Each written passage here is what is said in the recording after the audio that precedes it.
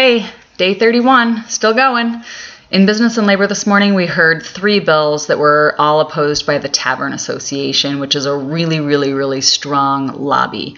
And the first one, House Bill 402, wants wineries to be able to ship to people in Montana. You can, as a Montanan, get a $50 connoisseur's license and have wine shipped to you, but you get the mailing labels and you have to send those to the winery. The winery puts the label on and sends them to you, and you're the one solely responsible for the legality of it.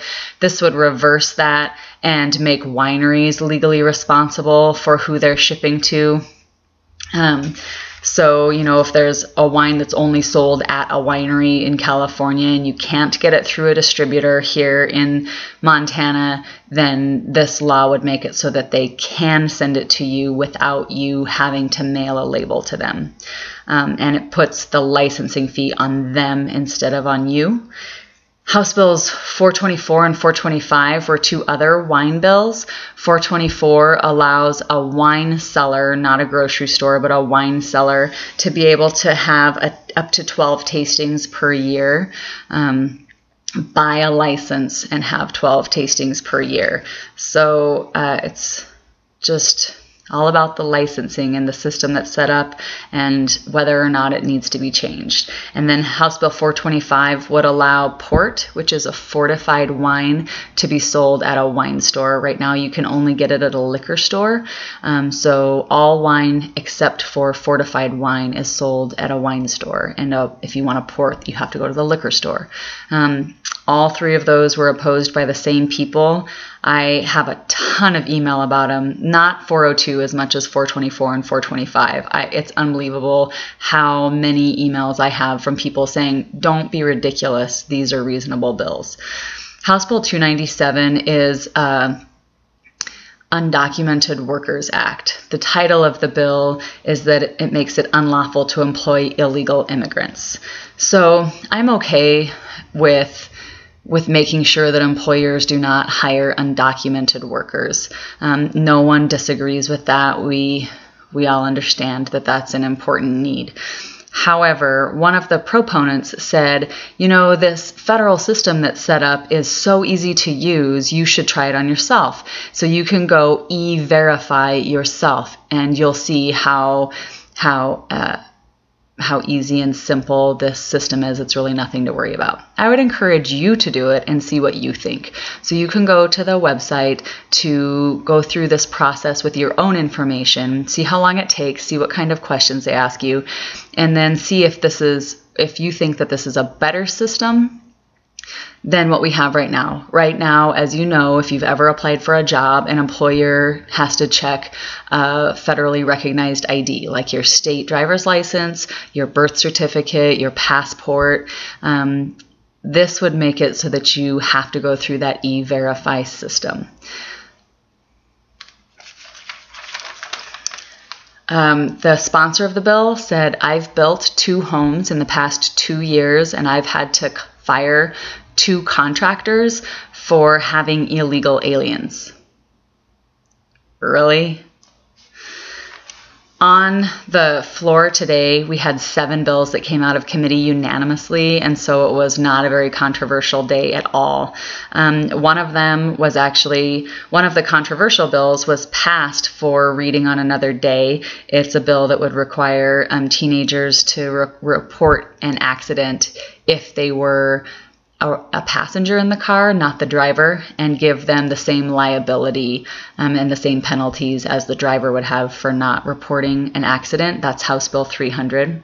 House Bill 88 was a good business bill that passed with bipartisan support, but not unanimously out of committee. And today the Republicans stood up and said, oh my gosh, this terrible bill somehow slipped out of committee. That happens sometimes. Whoops, our bad. And it was just kind of clear to me that they changed their mind. So every single Republican voted against the bill except for the Republican sponsor of the bill. So the vote ended up being 60-40. Felt kind of bad for that guy because it was a good bill. And then I wanted to talk about Senate Bill 73 because it's like a messaging nightmare. The title of the bill is to repeal the DARE program. And so I know folks are going to read that title and think, oh my God, what are these people doing? That's terrible. It doesn't affect the program as it's actually happening. There is an account that's set up in the Montana Code and no money is going into or coming out of it. The account hasn't been used. And so this repeals that account and doesn't affect the program at all. But it would be so easy. And one person voted for it and I wondered, or against it, excuse me, and I wonder if that person voted against it so that no one can ever go back and say, you voted to repeal the DARE program. The most interesting part of the day,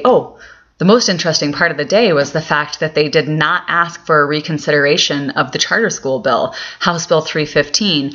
And we were expecting it. We were ready for it. We were all, you can't miss a reconsideration vote. So we were all in our chairs and ready to go. And I don't know what happened. They must have decided they didn't have the votes to do it. But charter schools will not be reconsidered. House Bill 315 is dead. In Human Services today, we heard 4 medical marijuana bills, or as our chairman said on the House floor, 4 Mary Jane bills. I was the only person that laughed, but that's funny, right? So Montanans passed medical marijuana, and we quickly exploded to over 30,000 cardholders. And then the legislature tamped it down and restricted it with Senate Bill 423. Then that was put on the ballot, and if you remember, the language said, I vote for repealing 423 or I vote for repealing 423. It was the most confusing language I've ever seen on a ballot, and regardless of whether that had a hand in it or not, that passed the popular vote to keep Senate Bill 423, which is the restrictions on the medical marijuana program. In the meantime, a court judge had put an injunction on 4 parts of the medical marijuana law. Since then, the Supreme Court has sent it back to him and said, you really weren't strict enough. You need to look at this again with a stricter provision. And so it's still all up in the air. The courts have not decided what they're going to do with this. We're down to about 8,000 medical marijuana card holders. And what was interesting is the testimony today was not a fight between like religious wackos and hippies. The debate today, that was a very structured debate, was between Crohn's disease patients, diabetes patients, family members of patients, constitutional attorneys, and mothers and people who feel very strongly about their faith, and law enforcement. And so, I appreciated the debate, and it's a really interesting conversation, not about the benefits or the lack of benefits of medical marijuana, but about what do you do, who do you want deciding this, the courts, are you going to trust them, or does the legislature take a stance on it? Is it constitutional? Is it not constitutional? Do you want to let this be done at the federal level, or does Montana want to take a stance? And it's really interesting how both sides of the aisle, Republicans and Democrats, will say we should not follow federal law on this issue. But then when another one comes along, they say we have to follow federal law. It's federal law. What can we do? Our hands are tied. And so I think everyone in Montana really wants to be the maverick, but we just totally disagree on what we would like to be mavericky about. There were some really inflammatory opponents to the bill today, and it's interesting to see how the committee chairs will gavel down and limit testimony from folks that they disagree with, but then allow family members of friends and people that they do agree with go way off the bill, pontificate and proselytize, and go way over the time limit that was agreed to beforehand.